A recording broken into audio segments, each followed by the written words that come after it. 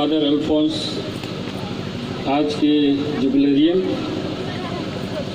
उनके साथ अन्य जुबली मनाने वाले पुरोहितगण, फादर ज़करियस, यहाँ उपस्थित सभी पुरोहितगण, धर्म बहनें, माता पिता, भाई और बहनों और प्रिय बच्चों,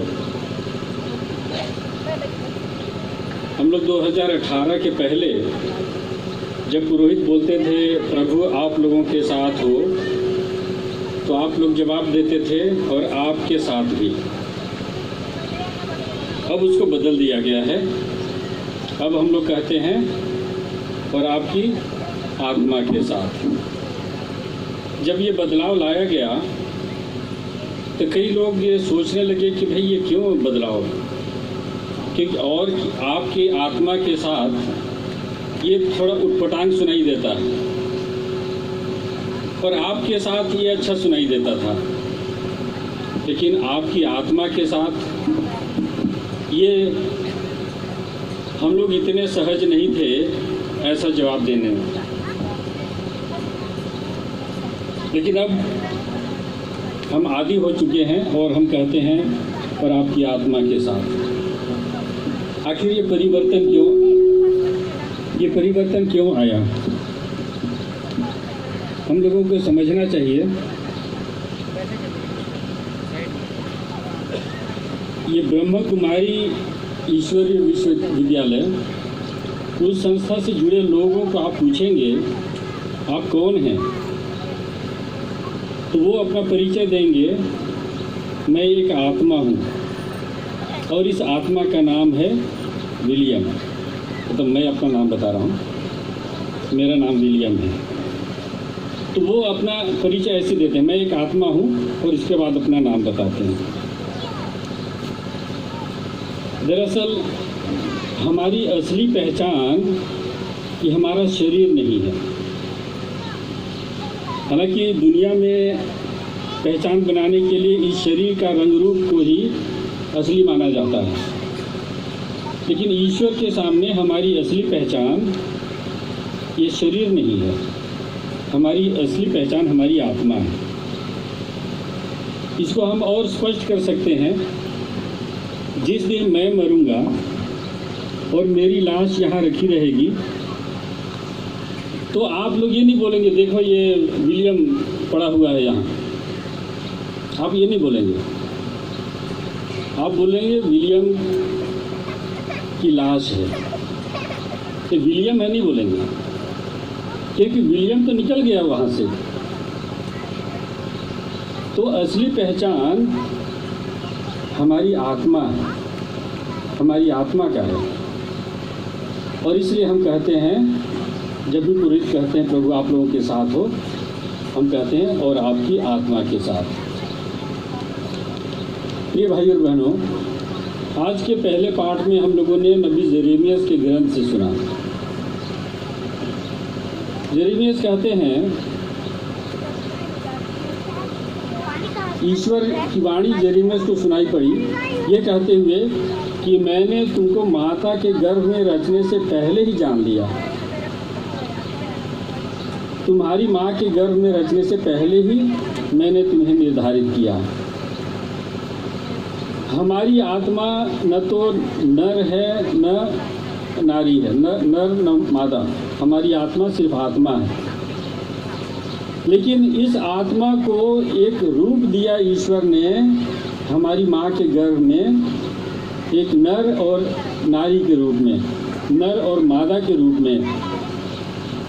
तो हमने ये जन्म पाया है अपनी मर्जी से नहीं, हमें ये जन्म मिला है ईश्वर के वरदान स्वरूप। हम एक स्त्री या पुरुष, एक लड़का या लड़की पैदा हुए हैं अपनी मर्जी से नहीं।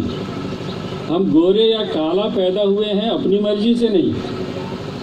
सब कुछ ईश्वर ने निर्धारित किया है, और उन्होंने निर्धारित किया हम किस रंग रूप के होंगे, हम लड़का होंगे या लड़की होंगे, हमारी ऊंचाई कितनी होगी। ये सारी चीज़ें ईश्वर ने तय करके हमको इस धरती पर भेजा है।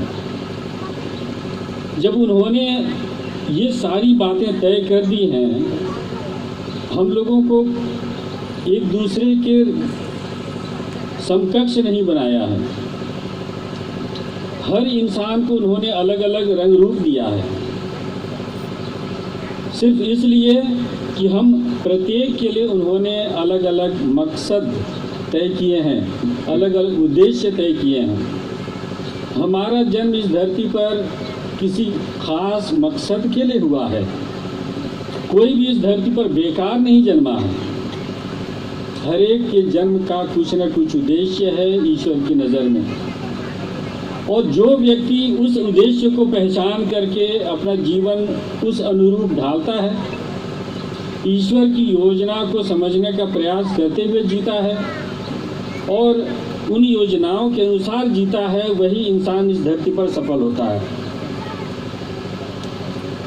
हम लोग ईश्वर की क्या योजना है हमारे जीवन के लिए, उसको हम प्रत्येक को समझने का प्रयास करना है और उसके अनुसार जीवन बिताने की कोशिश हमेशा करनी है। जो लोग इस जीवन को बोझ समझते हैं या जो लोग इस जीवन का मकसद नहीं समझते हैं, ऐसे लोग इस जीवन को बर्बाद करते हैं।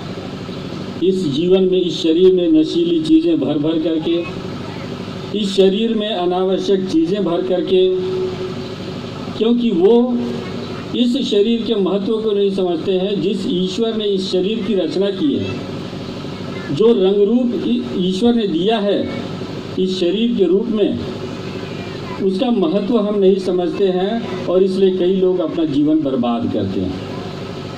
आज के पहले पाठ में नबी यिर्मयाह इसी बात को समझाने का प्रयास कर रहे हैं कि हमारा जन्म इस धरती पर किसी विशेष उद्देश्य के लिए हुआ है और उस उद्देश्य के अनुसार जीवन जीना, यही हमारे जीवन की सफलता है। इसी में ईश्वर की महिमा है। प्रिय भाई और बहनों, कैथोलिक कलीसिया में 7 संस्कार हैं। इन 7 संस्कारों में विवाह को कहा जाता है कि ये जोड़ियां स्वर्ग में तय होती हैं। धरती पर मनुष्य अपनी सहमति देता है और उस ईश्वर द्वारा निर्धारित जोड़ी को निभाता है। जो लोग ईश्वर की योजना को नहीं समझ पाते हैं और अपने स्वार्थ में, अपने हठधर्मी में, अपने कठोर हृदय की कठोरता में जीते हैं, ऐसे लोगों के जीवन में तलाक आ जाता है। लेकिन जो लोग ईश्वर की योजना समझ करके उस पवित्र रिश्ते को निभाते हैं, वो जिंदगी भर एक साथ रहते हैं, पति पत्नी बन करके, और समाज का निर्माण करते हैं और ईश्वर के सृष्टि कार्य में को आगे बढ़ाते हैं। तो इसलिए जो लोग ईश्वर के मकसद को नहीं समझते हैं, उन्हीं के जीवन में तलाक जैसी बातें आती हैं। दूसरा एक संस्कार है जो 7 संस्कारों में जिसकी मर्यादा सबसे ज़्यादा है, वो पुरोहिताई है। तो 7 संस्कारों में 2 ही संस्कार हैं जिनके विषय में कहा जाता है कि इसकी बुलाहट ईश्वर की तरफ से आती है। पुरोहिताई और विवाह, ये बुलाहट ईश्वर की तरफ से आती है, ईश्वर निर्धारित करते हैं। और इसीलिए इस धरती पर मनुष्य उस जिम्मेदारी को निभाते हैं, उस बुलाहट को निभाते हैं। और इसलिए इन 2 संस्कारों के लिए पब्लिक की भी सहमति ली जाती है ना। पुरोहिताई के लिए भी और विवाह के लिए भी ये घोषणा की जाती है कि ये व्यक्ति है, ये विवाह करने वाले हैं, किसी भी तरह की कोई भी अड़चन हो, बाधा हो, आप कृपया सूचित करें। तो ये जनता से पूछताछ की जाती है, विवाह के विषय में भी और पुरोहिताई के विषय में भी, क्योंकि ये 2 संस्कार जिसके लिए ईश्वर की योजना है, पब्लिक की सहमति, और जो व्यक्ति इस संस्कार को ग्रहण करने वाले हैं उनकी सहमति, ये पब्लिक की सहमति और व्यक्ति की सहमति, ये दोनों आवश्यक है।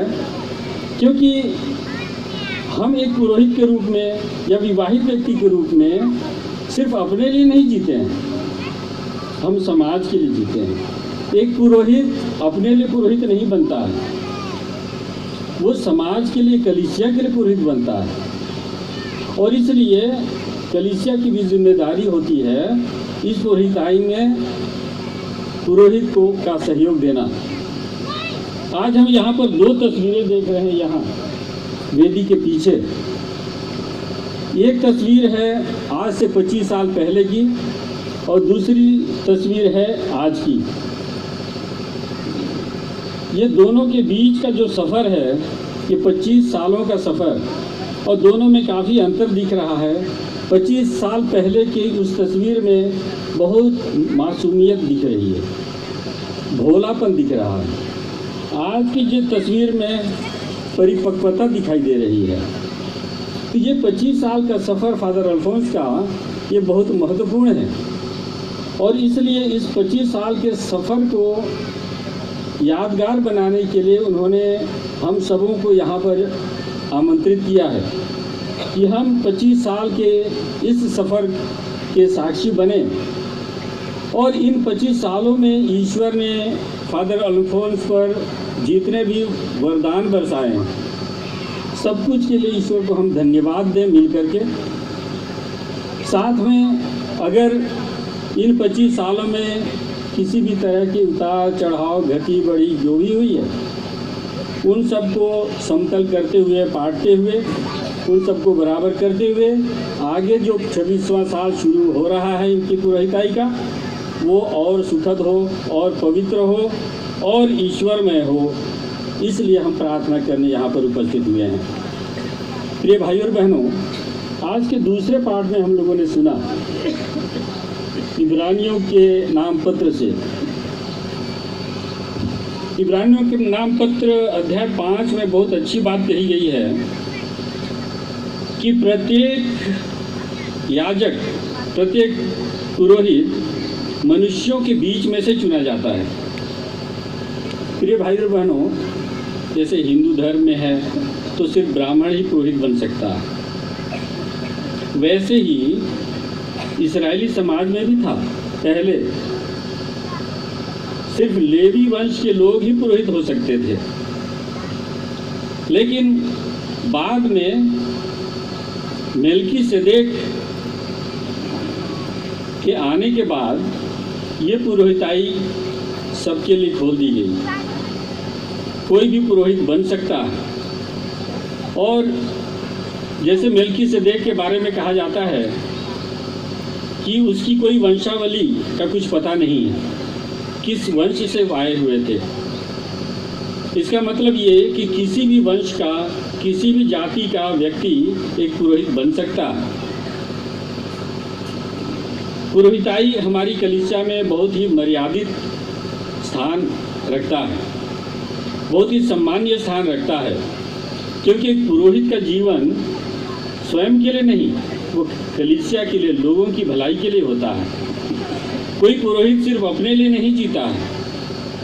हालांकि हर पुरोहित की अपनी तमन्नाएं होती हैं, अपनी इच्छाएं होती हैं, अपने विचार होते हैं, अपनी सुख सुविधा होती है, लेकिन एक पुरोहित से यही उम्मीद की जाती है कि पुरोहित इन तमाम इच्छाओं, तमन्नाओं को त्याग करके कलीसिया की, पब्लिक की भलाई को ध्यान में रख करके अपनी पुरोहिताई निभाए। इब्रानियों के नाम पत्र में कहा गया है कि पुरोहित मनुष्यों में से चुना